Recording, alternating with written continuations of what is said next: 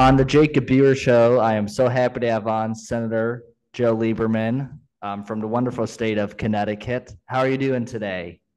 Doing great, Jacob. Thanks. Feeling good, and the family's good. So, what more could I ask?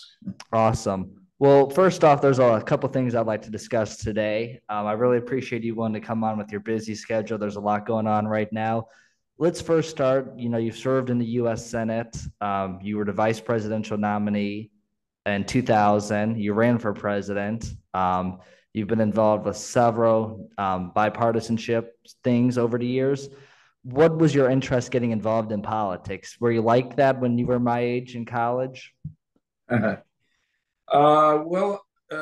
came slowly, really. When I was in high school, I did things that I wouldn't be considered political, but I was president of my class a couple of times. So I guess I enjoyed leadership stuff.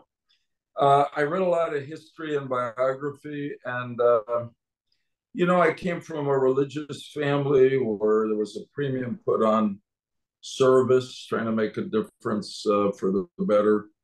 And there's no question that I and a lot of others in my generation were positively affected by the election of Senator John F.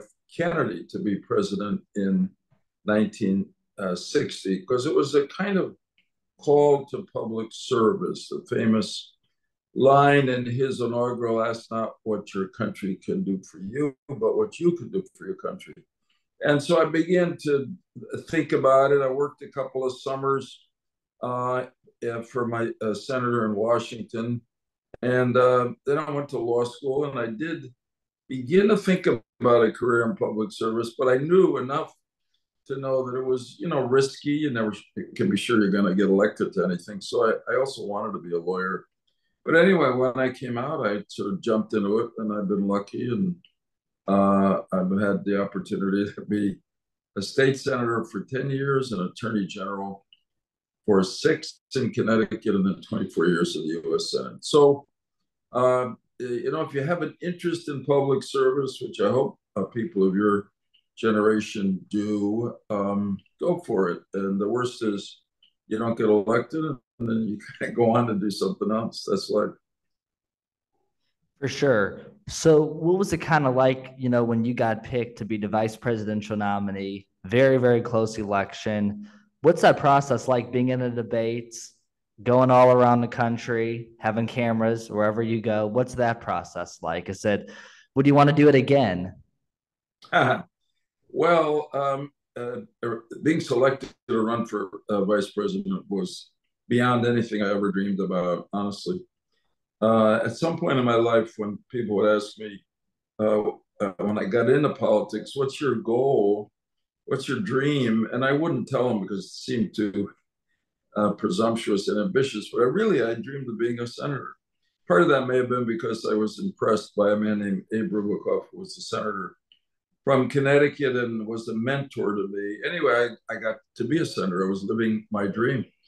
And this came out of the blue. I didn't expect it to happen. It wouldn't have happened without Al Gore. I mean, the choice that a presidential candidate makes of a running mate is about the most unilateral exercise of power in American politics. So I'll always be grateful to Al Gore for giving me that choice, that opportunity.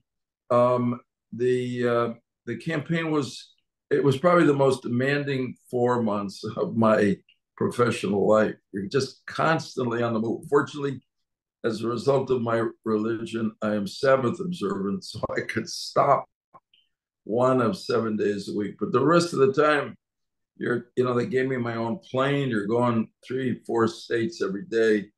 You get to a town, they put you in a beautiful suite in a hotel, but you get there about midnight, and all you want to do is go to sleep, and then your staff wakes you up at 5:30 because you got to get on the plane and go to the next state. So, or do an event in that state. So, man, it was thrilling until the end, with this crazy ending where it came down to the votes in Florida, and it was so close. Which ticket, Al Gore and me, or George Bush and Dick Cheney, would get the electoral votes in Florida. Unfortunately, was ultimately decided by the U.S. Supreme Court, and so you might say they won the election by 536 votes or something like that. Although will always feel proud that Al Gore and I got 545,000 more popular votes in our country than Bush and Cheney. But it was just a thrill.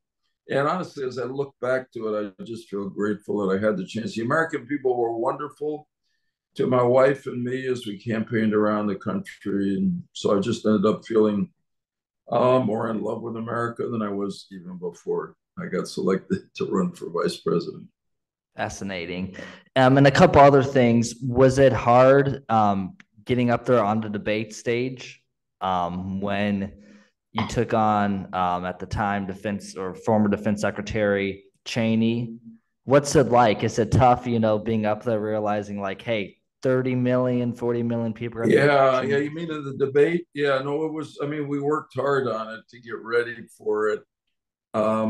There's so many things I did that year that I hadn't done before, even though I've been in politics a long time. For instance, somebody told me, who was an old pro, that there are three times in a vice presidential campaign that really matter, where you can make a difference. One is when the presidential candidate announces that he wants you to be his running mate. The second is when you give your acceptance speech at the national convention. And the third is the one vice presidential debate. So I worked hard to do well at every one. It turned out that Dick Cheney and I had a really good debate. We disagreed about a lot of things, but we didn't get nasty, and we didn't start mudslinging at each other. And frankly, I think part of it was that just a few days earlier, the two presidential candidates, George Bush and Al Gore, had a debate, and they were really rough on each other. And the early polling of the American people on it said that the people didn't like that. So in a way, that cleared the way for Cheney and I to have a good debate on policy, even though we were both, as we joked later with each other, ready to go on the attack. Usually the vice presidential candidates attack the other presidential candidate in the debate. So I was ready for Cheney to attack Al Gore, and ready with a defense, and ready with my own attacks on George Bush. But turned out that we instead had a really good debate, which I'm proud of. Awesome. So two other questions. One is, you're big with the No Labels Party. Yeah. You guys are having the nominating convention in April of next year, if I'm correct. Are you planning to run for president, or what's your... No. Yeah, my running days are over, but I'm really glad to be involved in No Labels. We've really spent a lot of time trying to overcome partisanship in Congress, and to return to the days of bipartisanship by supporting Democrats and Republicans who are centrists, who will come to the middle to negotiate on important matters, find common ground, compromise, and get something done for the country and for their constituents. But our members in No Label, and we've done well at that, but our members across the country said, till we have a national leadership, president, vice president, that are also committed to bipartisan government, it's just not going to get as better as we need it to in our government. So right now, we're just keeping the door open to that. We're focused on qualifying a third line, a No Labels line, in all 50 states. And then we'll see as we get into next year and the race clarifies in the two major parties, whether there's room for a third choice that really has a chance to win. We don't want to do it to just be spoilers. We want to do it if we think a third ticket really has a chance to win. And it will be a bipartisan unity ticket. We haven't had that since Lincoln ran with Andrew Johnson in 1864, but these are unusual times. Almost half the American people are so fed up with the two major parties that they now say they call themselves independents. And if you ask voters across the country in polls, do you want Trump and Biden to be the two candidates. Over 70% say they don't. They want a different choice. So if that continues, we may well find a bipartisan ticket, which would be fresh and different. I won't be on it, but thanks for asking. But I'll be glad to support it if we make that decision. For sure. And one last thing just on that, if there's not that middle ground third candidate, would you plan to support then the Republican nominee, or would you probably support President Joe Biden? Yeah, if we did not run a third line, there's no question that I would support Joe Biden. I can make my criticisms of his presidency, but for me, the choice between Biden and Trump is an easy one. I mean, I obviously know Biden a lot better because I served with him for 24 years, but I think Trump's behavior, particularly after the last election, with filing all the lawsuits, which he lost, and then still not accepting the final judgment of our courts, you just can't do that in our system of law. And then the role he played in at least encouraging the violent attempt to stop the members of Congress from counting electoral votes from the states in January of 2021 was just over the edge, over the line. So you got to make the best choice you have before you in an election and life. And if it's Trump and Biden, I will support Biden. But if it's a no labels bipartisan ticket, I'll support that ticket in every way I can. For sure. And then one last thing on the election before I ask for your advice, since we got a busy day ahead. What do you think about? Do you think the House is? A lot of people will say that the House is going to flip back to the Democrats and the Senate will go to the Republicans. Are you on with that prediction? No idea right now. I think if Trump runs at the top of the Republican ticket, which it looks like he will now, he'll be a downward pull on the ticket so that they may lose control of the House. The Senate is up for grabs. The Senate has many more Republican incumbents up, and it's pretty close in the Senate. So it could be that the Democrats will hold control, but we'll see. Because in the Senate, particularly, every race is a separate race. Looks to me like the Senate, so far, the Republican Party is trying to avoid nominating candidates that can't win. So, and that's the way Mitch McConnell does it. One more question, Jacob, and then I got to go. Yep. One last question is, do you think Trump will be going to jail possibly? And then one small one after that is— No idea. No idea. That's why it's up to the courts. Okay.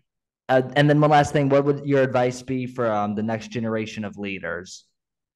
Well, just get into it and learn about politics. If you get a chance to participate in a campaign or work as an intern in a local political office, legislator, governor, or an office in Washington, do it. Also, the thing that I always say to young people is, and that may seem odd to them, if you haven't done so, read a lot of political history and biography. So you form, if you don't have heroes in real life today, you can form heroes from history that can help you decide, one, whether you want to go into public service, and two, what kind of leader do you want to pattern yourself after and want to be. Hey, Jacob, I admire you. Thank you so much. Yes. Good luck to you, buddy. Appreciate you coming on. Thank you. Have a good day.